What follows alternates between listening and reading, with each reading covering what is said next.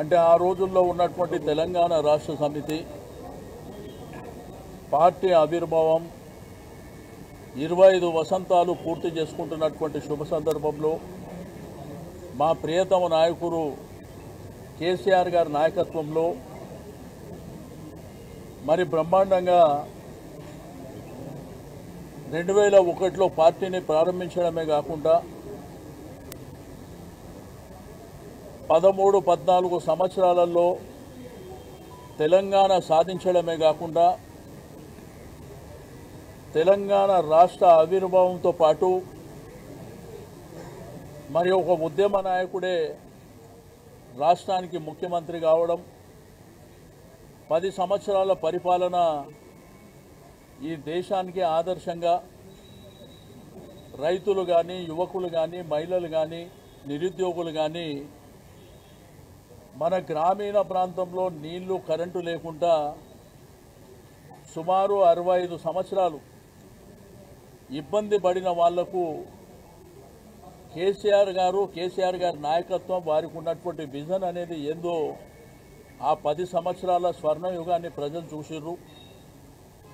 మరి 27వ తేదీన జరిగేటువంటి ఆవిర్భావం మా అందరికీ మా ఇంట్లో ఒక పండుగ రోజు, మా కుటుంబాలలో ఒక పండుగ రోజుగా భావించి దీన్ని బ్రహ్మాండంగా గ్రేటర్ హైదరాబాద్ పరిధి నుంచి కూడా భారీ ఎత్తున మేము అక్కడికి వెళ్ళాలనేటువంటి ఉద్దేశంతో ఈరోజు ఒక మీటింగ్ ఏర్పాటు చేసుకోవడం జరిగింది.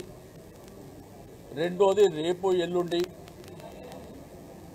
మీకు గోషామైల్ కానివ్వండి, నాంపల్లి కానివ్వండి, కార్వాన్ కానివ్వండి, అదేవిధంగా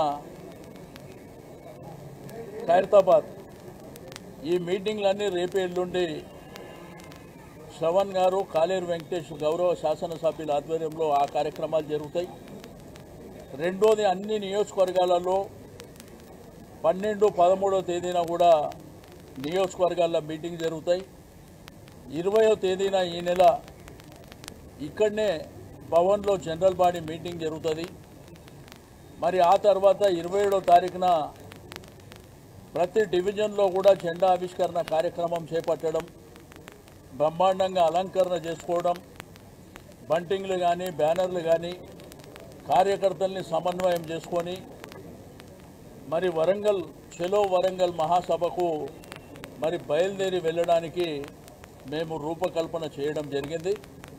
కాబట్టి కార్యకర్తలు, నాయకులు, సింపథైజర్స్, ప్రజలు కూడా స్వచ్ఛందంగా ముందుకొచ్చి, ఎందుకంటే ఆ బ్రహ్మాండమైనటువంటి స్వర్ణయుగాన్ని మీరు చూసిండ్రు, బ్రహ్మాండమైనటువంటి పరిపాలన చూసిండ్రు. కాంగ్రెస్ ప్రభుత్వం వచ్చినాక ఈ 1.5 సంవత్సరాలు మరి ఏమి జరుగుతుందో మన కళ్ళ ముంగట మనం చూస్తున్నాం. ప్రజలు ఎట్లా ఇబ్బంది పడుతుండ్రు, రైతాంగం ఎట్లా ఇబ్బంది పడుతుండ్రు, విద్యార్థులు ఏ విధంగా ఇబ్బంది పడుతుండ్రు, మహిళలు ఏ విధంగా ఇబ్బంది పడుతుండ్రు, మరి అదేవిధంగా ప్రభుత్వ ఉద్యోగులు కూడా ఎట్లా ఇబ్బంది పడుతున్నారో మనం చూస్తూ ఉన్నాం.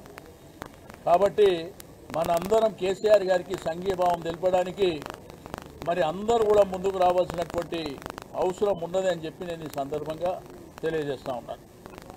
ఓకే.